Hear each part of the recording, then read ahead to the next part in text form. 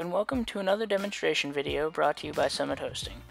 Today we're going to be going over how to redirect drives from your local computer to your server. As you can see here, I've logged into the server and I have a Windows Explorer window open.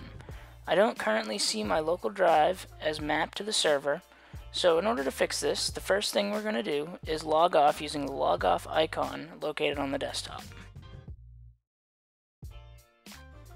Next, navigate to your RDP file, right-click and select Edit. Go to the Local Resources tab and click on More down the bottom. Make sure the Drives checkbox is checked and then click OK. Go back to the General tab, click Save, and then connect back to your server.